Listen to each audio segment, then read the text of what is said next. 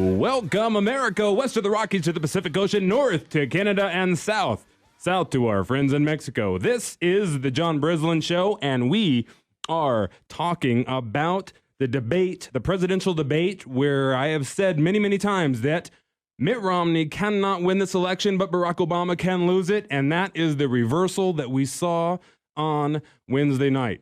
It was something to see, no question about it. We will be talking. When I say we, I have two guests joining me tonight. One is my favorite flamin' liberal, Lisa Skurow, and her opponent, I suppose you can say, is Rebecca Overton-Hooker. They are both experts in the field, I will say right here and now. And I am very lucky to have them here. We're going to be talking a lot about the debate, the issues, not digging deep into the issues, but really what the debate meant for the election and what the reaction was by the country and by the pundits. The interesting thing that I thought, the most interesting thing of the entire night, was the difference in comments coming from all of the people that were the punditry watching the show. I have really been impressed with CNN lately. They seem to be more fair and balanced than the company that claims to be fair and balanced. And, they're still a little bit biased. I did a show about a year ago saying, can anybody that's listening to the sound of my voice, can you come up with an unbiased news source? And after the entire show and talking to, I don't even remember, the lines were full of people saying that their source was good or this source was bad. Nobody. We had a blank piece of paper and nothing to write down. Every single source is biased unless you agree with what they're saying and they agree with you. So we had to fight for whatever we can, and the bias is there. It's thick and juicy, and wait till you hear what MSNBC had to say and compare it to Fox, and then compare it to what you think. And this is a live show, so when you compare it to what you think, call in and tell me. I would love to hear about it. If you'd like to join the conversation, the phone number is 702-257-KDWN. That's 257-5396. So let's get started right here and now. Let's start off with what Fox said about the candidates. Now remember, they had just started, and Bret Baier, the candidates had just finished. And Bret Baier was giving a little commentary about what he felt the debate looked like. This is from his perspective. We'll take the MSNBC perspective a little bit later and then get that of Lisa and Rebecca.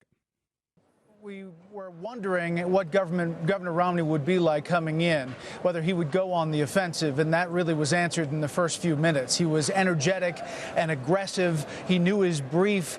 It seemed like he was a defender of the free market and his business experience, and in the first 30 to 40 minutes seemed to make some significant points. President Obama in that same time didn't seem as energetic and seemed defensive at points. He, however, came back to a common theme that he wanted Governor Romney to provide specifics for a number of the Romney-Ryan plans, something he hit on a number of times, and as you mentioned, he felt most comfortable, it seemed, defending Obamacare, looking right into the camera. We didn't seem to have that moment that sometimes debates have. Right. Now, there wasn't any big moment, but there were a lot of little ones, and they were almost all in favor of Mitt Romney. Now, I don't say this as a Republican devotee. I say this as someone who is a conservative that's actually shocked that Mitt Romney did what he did, and I could say the exact same thing for Barack Obama. But, well, let me mention one thing. The best speech up until this debate, that I have ever seen Mitt Romney give was what I call his Swan Song speech in the 2008 Republican primaries. When he finally realized that it was over, it was done, it's time to turn out the lights and send everybody home. He got up in front of the cameras and gave his goodbye song, his goodbye speech, and that's the Swan Song. I remember where I was when he gave it. He was a candidate that had he brought that Mitt Romney to the campaign, John McCain would have been blown out of the water. Absolutely done. It would have been candidate Mitt Romney in 2008. He looked into the camera and he didn't have to worry about what people thought. He didn't have to worry about the polls and whether he was going to go up and down and consultant tested statements. He just said what he thought and what needed to be said. And the honesty was in his face. It was in his voice, and it was in him. He was Mitt. He was Mitt Romney. And with almost anyone that has ever done any kind of public speaking, the one thing that you know is you are best when you can release whatever nervous tension and energy that you have, let it go and just be yourself. If you can get to the point where you are yourself when you're speaking in that environment, that's when the good stuff comes out. And that's when it came out for him. And I haven't seen it since. Didn't see it before that, haven't seen it since until Wednesday night. His campaign was headed south. The numbers were stretching. Obama was going up. Mitt Romney was going down, and Wednesday night he did a very, very good job. According to MSNBC, it was a ridiculous, heartbreaking night. This is what they said. This is Chris Matthews and remember, he's a journalist in his mind. The journalistic ethic that Walter Cronkite knew and that many of us knew from years past. Let's see how Chris Matthews honors that journalistic ethic. Listen to this. The moderator ran, which he did effectively. He was going to relish the evening, enjoying it. Nothing to do with the words he spoke. Here's my question for Obama. I know he likes to say he doesn't watch cable television, but maybe he should start. Maybe he should start. I don't know how he let Romney get away with the crap he threw out tonight about Social Security. Listen to the stuff he got away with. He said, emergency room. Let me interrupt for a second. Listen to the tone in his voice. It's not a tone of this is what this person said, this is what that person said, and this is how it appeared. He's angry. He is angry that his guy lost. He is a football fan that is ticked off that the Raiders lost tonight. And he's at the bar screaming and hollering, saying all the Monday morning quarterbacking things that he can come up with. He's angry. Do you think there's any bias there? You figure it out. The latest thing we got from Romney, because he said so, is, you know what I want to do with people when they're poor? Shove them in the emergency room. Why didn't Obama say that? Why didn't he say that? You talk about Social Security, Medicare, and Medicare people. They're part of your 47%. You want to drop them from the list of eligible Americans. You don't have any care for these people. What are you talking about? We've got it on tape, Governor. We got it on tape what you think of these people. Don't come out here and pretend you care about old people because you met somebody at some campaign event. You've written off. Campaign event. You hear that in his voice? That is not Walter Cronkite. I went through the records. I looked through anything that I could find that might be similar from Walter Cronkite, the unbiased journalist, basically. No, that never happened. Chris Matthews, remember, is the man that said that he got a tingling going down his leg when Barack Obama was elected president. This isn't going to be a show about the bias in journalism, but it is talking about these are the people that are responding to this presidential debate. And they are shaping the message as much as the campaigns and the candidates shape the message themselves. So we have got to pay attention to them and see what they are actually doing, whether it's positive or negative. And that's what we're going to be talking about tonight. First, I want to go into a quick statement that some of the observations that I had about the debate. And then we're going to talk to my guests, again, Lisa Skurow and Rebecca Overton-Hooker. If you would like to join the conversation with us, the phone number to do that is 702-257-5396. That's 257-KDWN. Now, a lot of people have said that Barack Obama was not on his game. We get that. That's been said 1,100 different ways. And Mitt Romney was aggressive, and he was there to debate. I would suggest this. What I've already mentioned is Mitt Romney is best when his back is to the wall and he feels that he has no choice and those nervous tensions are out. He's just got to be Mitt. In the speech to begin with back in 2008, he was great. On Wednesday, when he realized this campaign is headed south and the only way to bring it back is this debate. It's all chips on the table. I am all in. I have got to go for the jugular. He did a great job. On Obama's side, my thinking is twofold. One is Obama was obviously way too relaxed and too presidential and too conversational. I don't think that he was friendly. He was the conversation you would have at Starbucks, not somebody that's coming at you, pounding you to tell everybody in Starbucks how you're wrong. That's what I do in Starbucks. What Obama was doing is having a conversation in Starbucks. He was having a conversation with Mitt Romney. He was nervously friendly, I noticed. He had some moments when they were talking about health care and we went back and forth. It was one of the first times I've really seen him chuckle and giggle almost and laugh, and he had a friendly face. And I actually remember thinking that, why, you do not want to be that friendly. This is a knife fight. And beyond that, though, I think one of the reasons that Barack Obama didn't take it so seriously is because Obama feels that he is above the presidency. It annoys him that he has to go and ask anybody, Congress, you name it, the American people, anybody.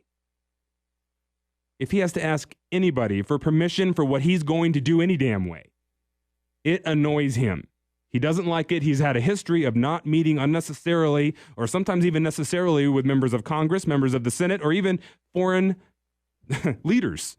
We've seen that in the last couple of weeks. He doesn't love it. He likes the academic portion of it. And it reminds me that my best friend, when he became a lawyer, he said that the practice of law has very little to do with the study of law. I think when Obama got into the White House, he realized that the practice is different than the study. And I think he believes that he's above it. Now, that's what I think about the election, about the debate, rather. Let's see what Lisa Skurow and Rebecca Overton-Hooker think about it. Let's start off with Lisa. Welcome again, Lisa. I'm very glad to have you back. Thank you very much for coming in. And I let me do a quick swing over to producer Clyde. Can you hear her? I can't hear her. Okay, let's. We are going to figure out why. Okay, let's go over to Rebecca. And Rebecca, what do you think about what Mitt Romney's attitude was at the beginning and President Obama's attitude was? What got all this going? Good evening, John. I'm glad to be here, and thanks for inviting me. I really appreciate it. I thought that Mitt came on very strong and very confident.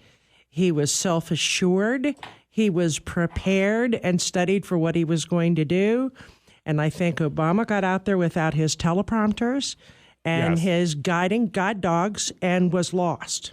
And as James Carville said, so absolutely truly, and Carville, of course, is very left, said Romney showed up and brought a chainsaw to this. A chainsaw to a knife fight, I suppose. Yeah. It's actually, there's a little cartoon that I put on my website, johnbrislinshow.com, which the show is simulcasting on right now, as a matter of fact. There is a little cartoon that talks about that along with some others. But James Carville, advisor to President Clinton, was absolutely right. This was a mismatch as far as attitude goes. Mm-hmm. And Lisa Skurow, what do you think? I think I'm on. Can you hear me? Yes, I can. Okay, wonderful. Beautiful voice. Beautiful flaming liberal voice. Driver of a Prius. Oh, absolutely. I love my Prius. It just needs flames on the side. We've discussed that. The perfect, liberal mobile. I'm sure we can arrange it. I'm sure. They're probably being painted on as we speak. Or it's actually being lit on fire. That could be too. That could be too. It's not a Volt. It's not a Volt. It's a Prius. It's a Prius. They're equally bad. So what do you think of the debate? I wish that it had gone better, of course, for Obama. I agree. He didn't have a teleprompter. I think, I was screaming at the television. Is that what I heard? Yes, you did. I was along with Chris Matthews screaming at the television. I hate that I don't want to sound biased that I'm interrupting the liberal, but there's a little FCC stuff that we've got to take care of. Bear with me just 1 second, Lisa. This is the John Brislin Show. The phone number to join the conversation is this. John Brislin live, Las Vegas, KDWN. Las Vegas, KDWN. John Brislin. To be on with John, call 702-257-5396. 257 KDWN.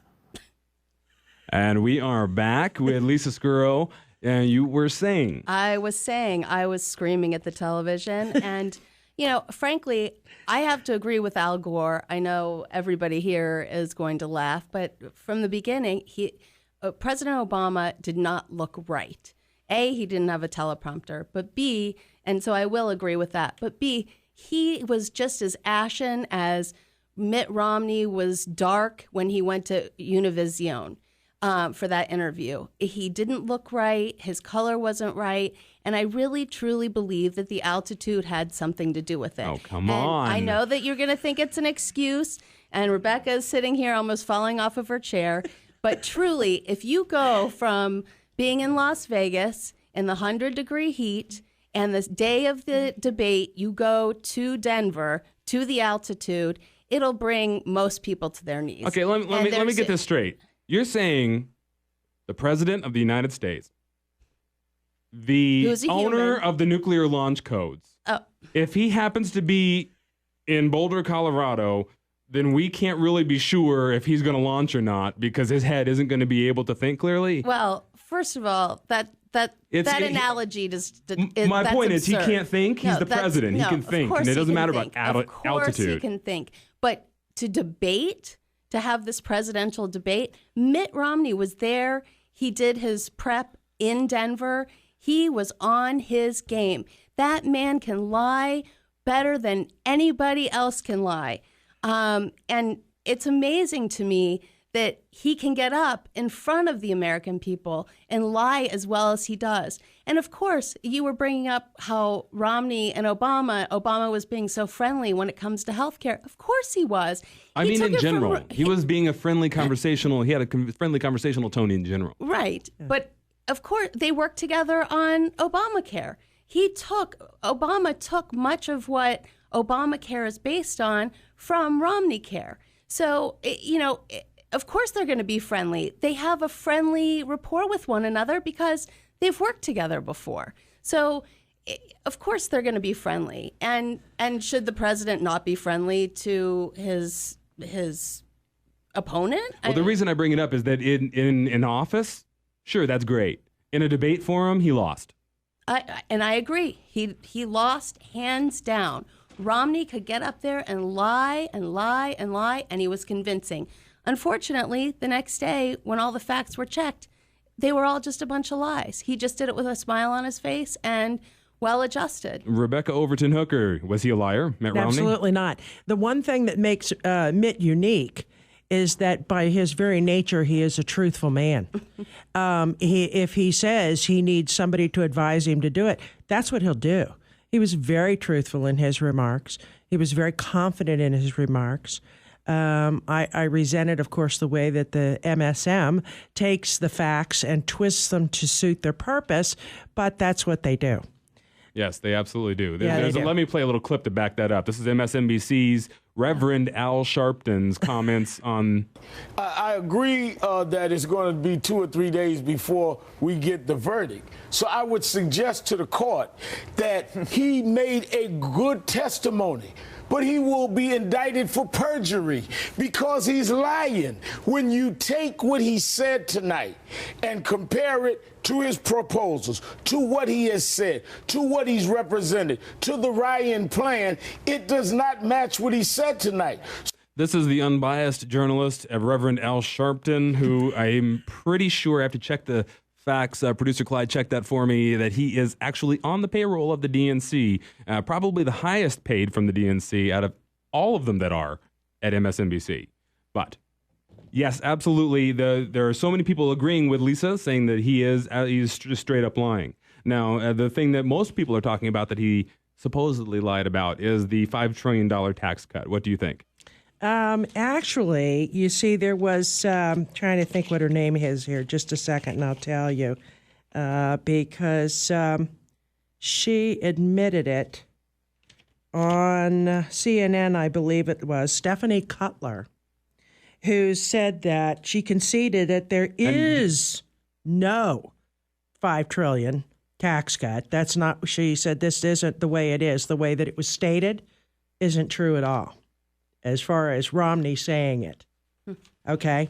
That let me think here, what he's proposing is reducing the tax rates, which will be effective in helping control this economic situation. Right. I think his point was mainly that if you have people doing better, they're going to be paying more taxes, and we don't have to drive people's income down and then tax them more to do that. Well, our tax base will be broader, and we'll have more people paying into the pile, just like purchasing insurance. Instead of having 10 people, now you've got 10,000 people that are out there earning an income, paying into the pot, perhaps a smaller amount, particularly for middle-class people. That's where it really nails us all. Right. It'll be taken care of that way because it'll be spread over a broader group of people. I do want to make one comment, if I may, regarding the business of the altitude in Denver.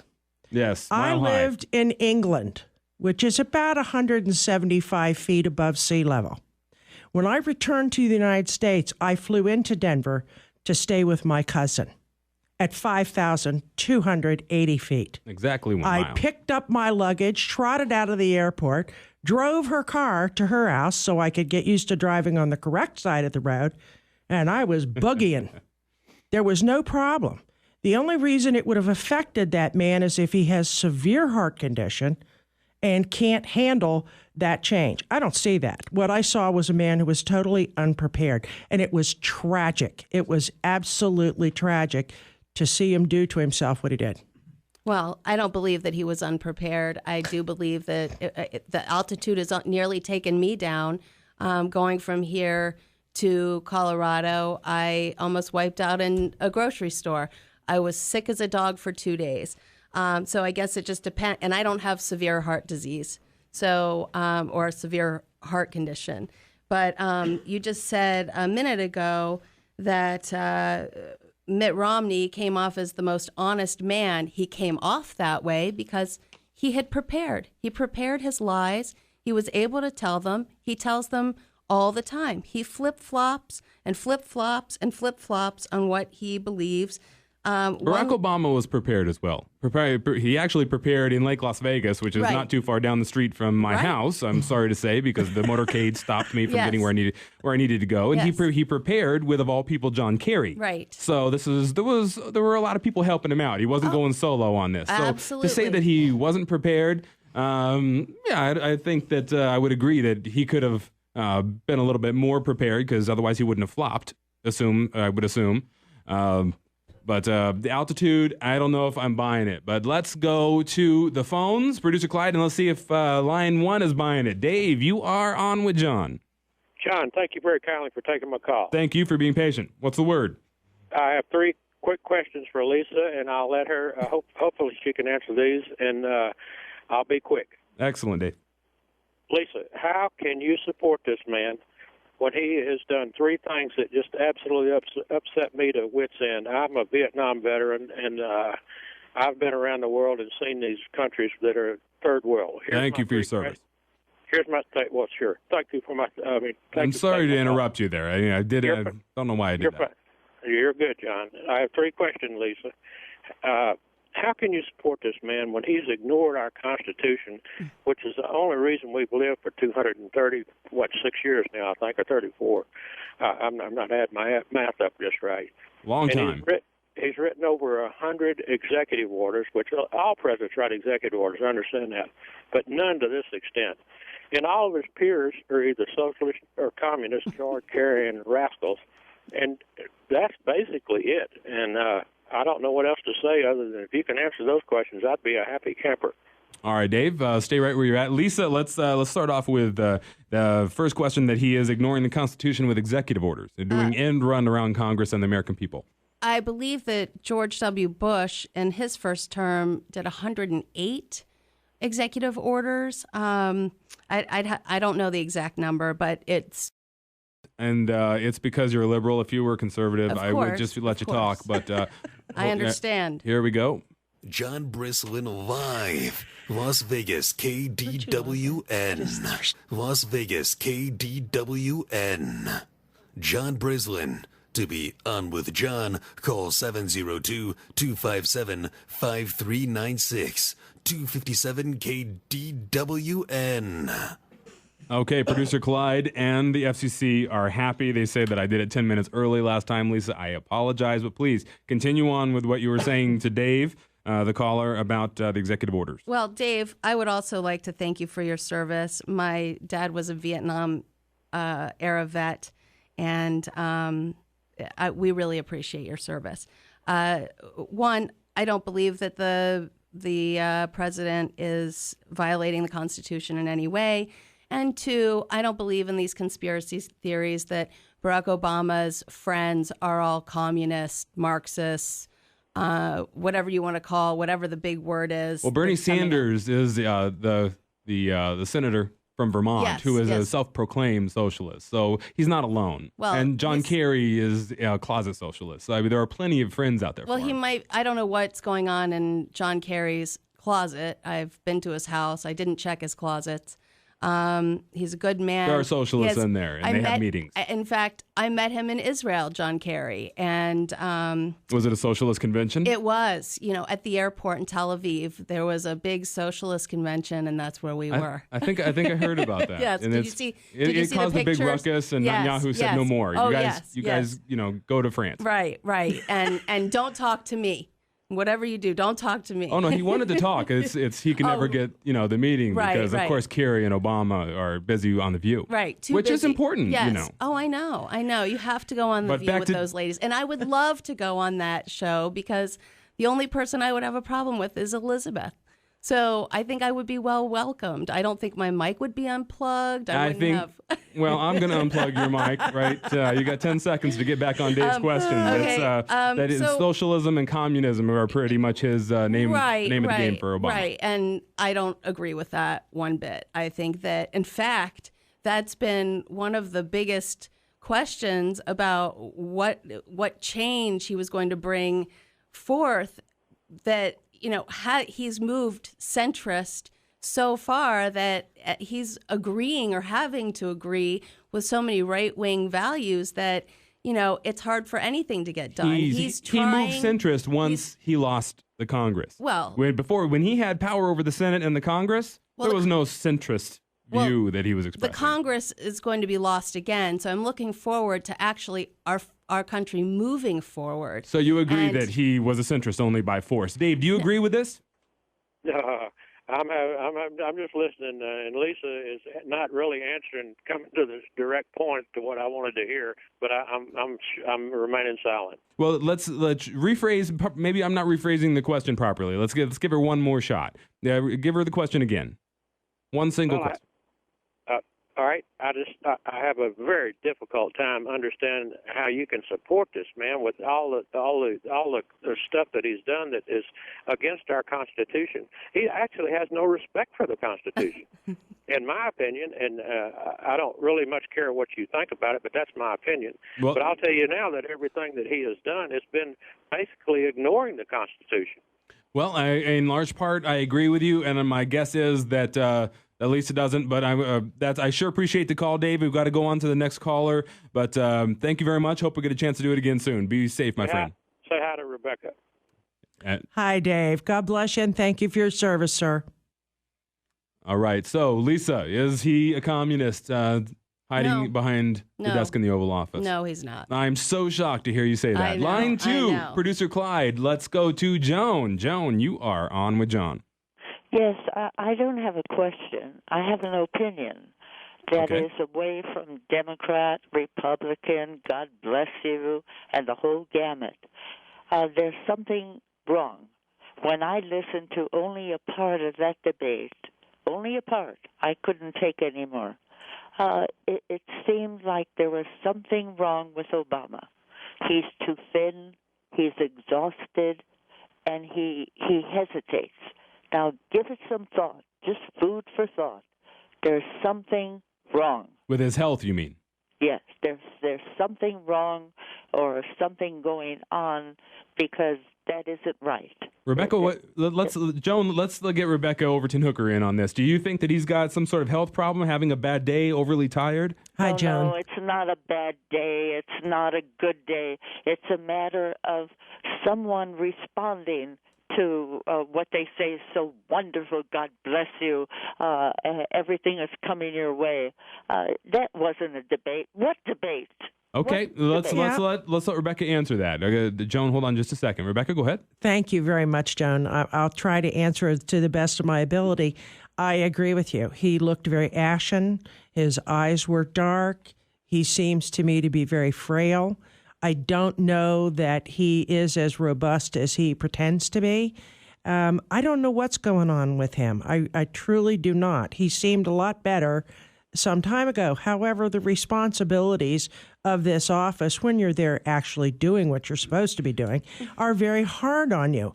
And men traditionally age radically in the office. But this strikes me as possibly far more than that. He was just pitiful. It was really sad. It was very hard to watch. He did look very tired. In the end, yes, and I agree. And Lisa, one thing that I noticed, I want to run by you, and Joan, after Lisa answers, tell me what you think. I noticed that as he was standing there, it's a small thing, a slight thing, but his knee was leaning up. He was slouching almost, leaning one knee up against the podium, and where you would say normally that's no big deal. Mitt Romney was in a both feet squarely on the ground in an attack stance, and it was just it was like a fatigued appearance that Obama had. Again, the altitude comes into play, and I know that you are going to argue with me, not fight me on this. Okay, let's just say if it wasn't the altitude, is there anything else that maybe caused the president to, not be able to answer a question? I mean, how would you feel that he had a nonstop schedule while he was here in town?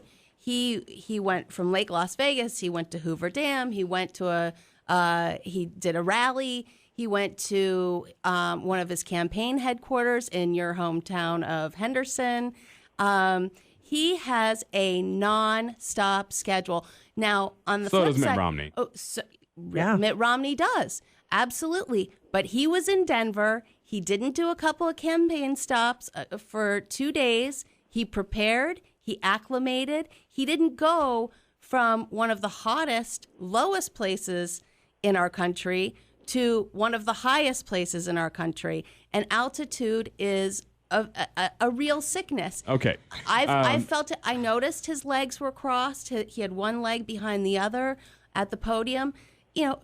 George W. Bush used to lean on the podium like he'd had his elbows on the podium. He would lean on the podium. He would chuckle. He was not a good debater, and he won 2 terms. So, well, 1 term at least. Yeah, let's not head there. There's a lot to talk about already. Joan, I've got to go to a commercial, but you go ahead and make your last statement quickly if you could. May I interrupt you for a moment?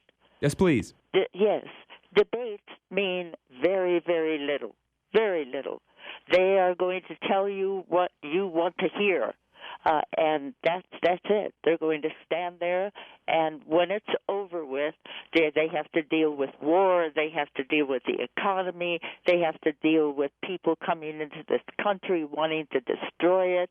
And in the end of it, it doesn't mean a thing. When they have a debate, after it's over, whoever wins, what are they going to do? That is the biggest question. Well, what are they going to do? That is absolutely the most important question, and it's very rarely answered in the debates. But, Joan, I've got to kind of pick up the pace with the callers. Wonderful questions, and wonderful to hear your voice. Thank you very much for calling in. You be safe. Bye-bye, John. All right, we're going to take a quick break. This is the John Brislin Show. The phone number to join in is 702-257-5396. We are here with my favorite flamin' liberal, Lisa Skurow, and her opponent, her Republican opponent, is Rebecca Overton-Hooker. We are having a spirited debate, and everyone that's on hold, thank you very much for being patient. We're going to pick up the pace with the callers and get through everyone as quickly as we can. Thank you, and don't go anywhere, I will be right back.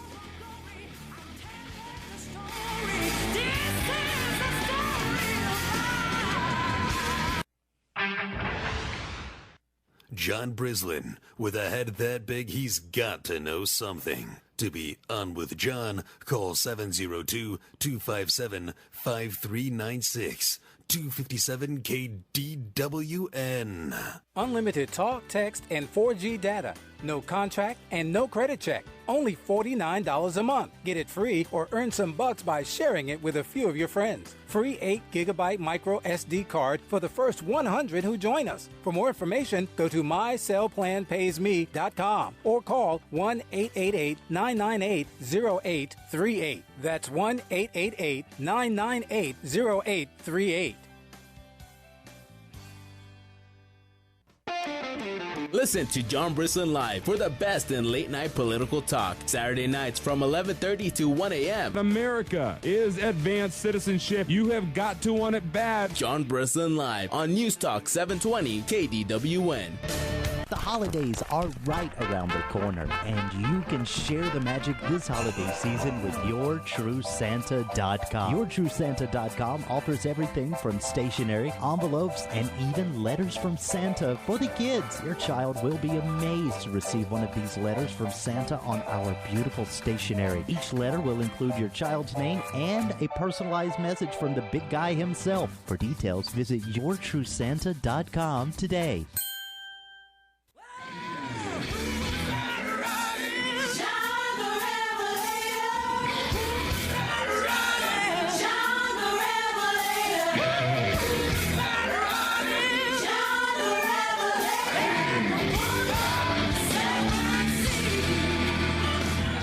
We are back to the John Brislin Show. The phone number to join the conversation is 702-257-5396, 257-KDWN. Get your pens ready because there is a different phone number for the second half of the show. The second hour will be only online. We are online right now simulcasting, so we are playing on johnbrislinshow.com as well as AM 720 KDWN.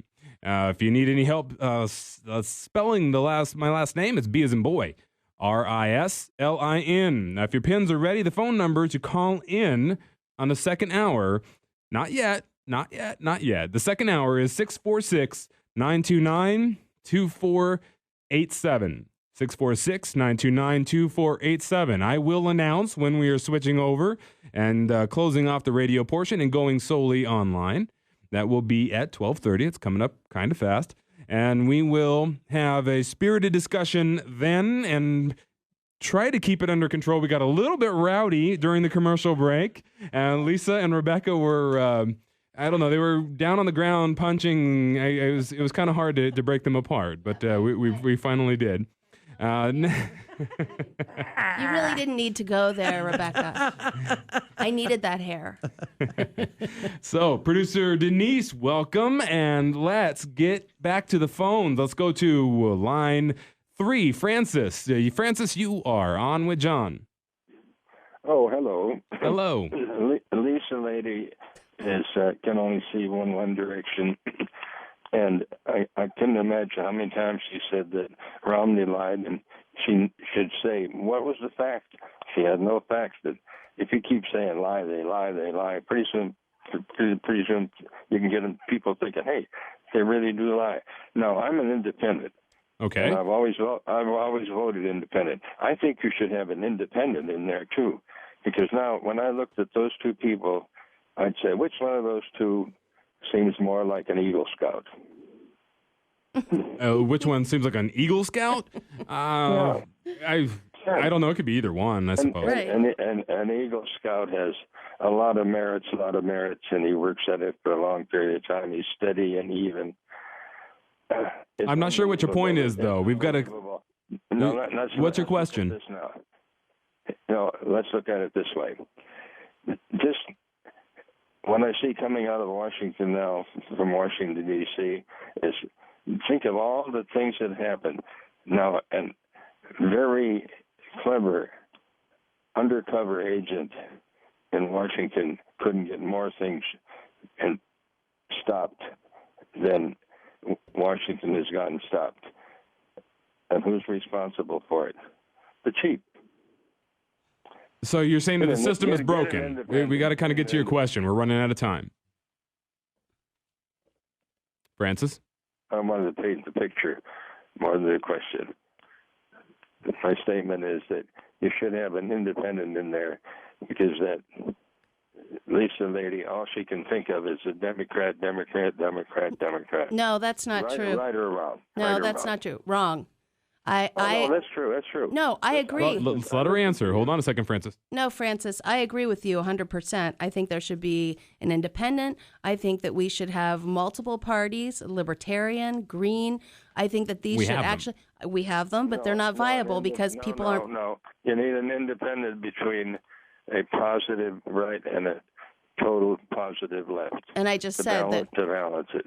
Okay. Well, Francis, I sure appreciate the call. Thanks very much. And now, Lisa, what do you think? An independent? And if so, who would it be? Yes, I agree. An independent, and that would be Bernie Sanders. Oh, absolutely. The self-proclaimed socialist. Rebecca, what do you think? It has to be Lyndon LaRouche.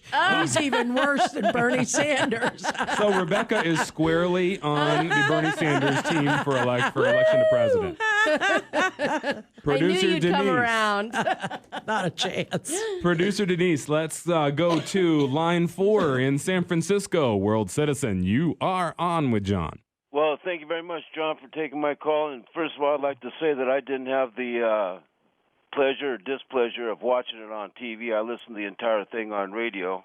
I had the pleasure of doing that. And I'll tell you, as far as I'm concerned, there was no TKO or any KO, any knockout of the champ. And the champ is the president.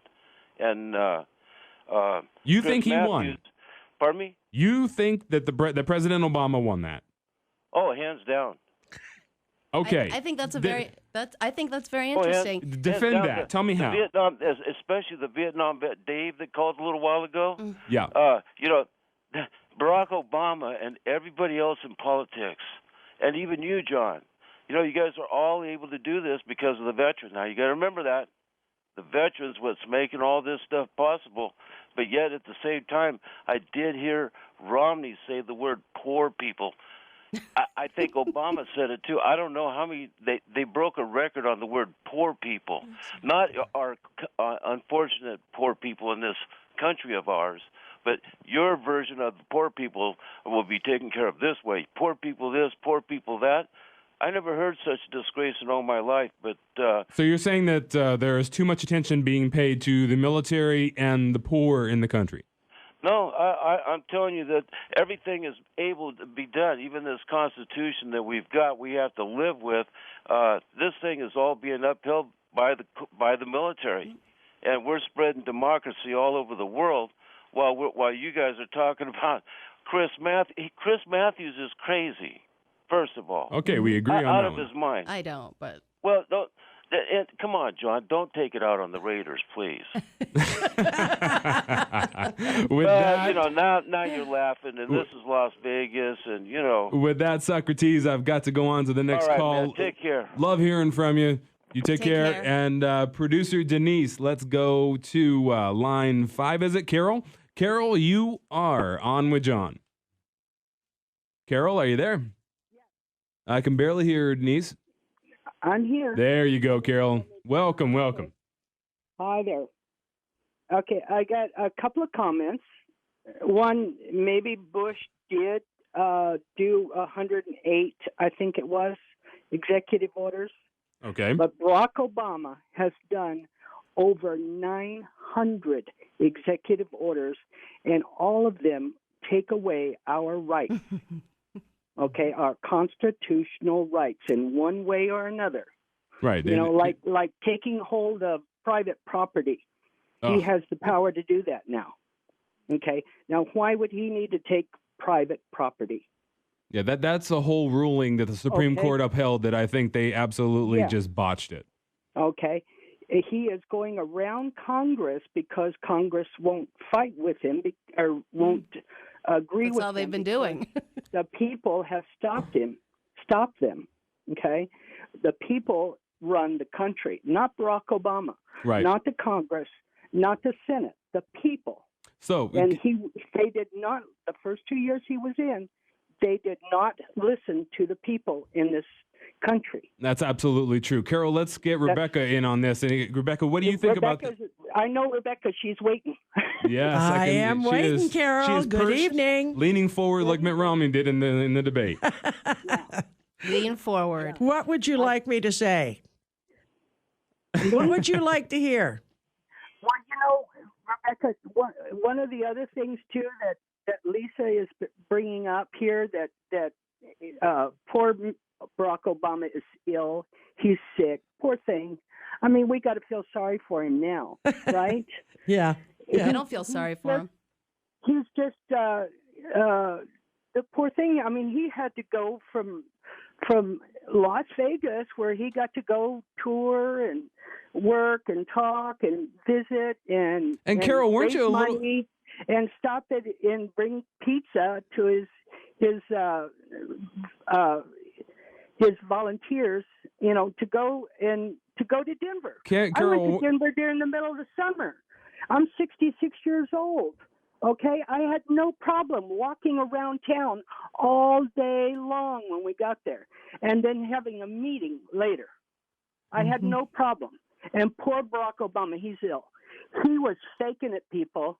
He was faking it. Well, Carol, what do you think about the idea that I mentioned earlier? He could have been faking it. You could be absolutely right. Or what I mentioned at the outset of the show was that he has a certain amount of ego. Confidence. You could even maybe slide it toward a type of maybe overconfidence or arrogance, where he actually believes that he's above the presidency. Swagger, is that what you're looking for? Swagger, maybe, but to the point where he doesn't want to. It annoys him to have to do the functions of the presidency, and that he just wishes that he was king. And don't go there, King Romney. Come on. I'm talking about Barack Obama. He absolutely is disgusted by anything that gets in his way. He just wants the way he wants it.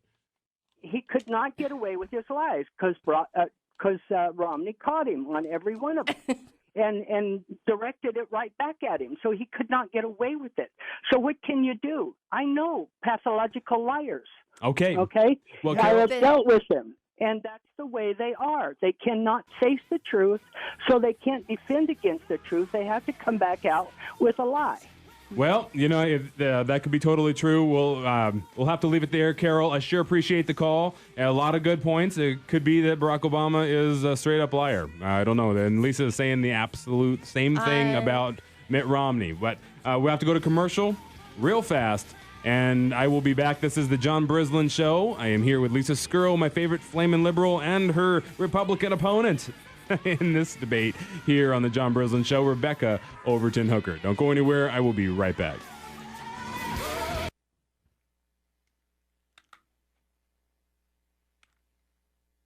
John Brislin, the perfect face for radio. To be on with John, call 702-257-5396, 257 KDWN. How long would it take to search over 7,000 federally insured banks and credit unions to find the best CD rates? At ExcellentCDRates.com, it only takes a few seconds. You see, ExcellentCDRates.com is the premier online watchdog for the best rates for certificates of deposit in the United States. Our writers constantly scour the markets to find the highest rates available so you can invest with confidence. Before you commit to what you think is a great rate at your local bank, visit ExcellentCDRates.com. That's ExcellentCDRates.com. Listen up. I've only got 30 seconds to say this. At CustomAutoTrim.com, we carry the widest selection of car and truck body kits around. Make a statement with your vehicle by adding colorful body kits, mild or wild wings and spoilers, or add to your car or truck's appearance with a detailed graphic kit sized for virtually any car, truck, or SUV. And for that 3D textured look, get a carbon fiber wrap. No matter what your taste, check us out at CustomAutoTrim.com. For more personal service, call us 800-232-6922.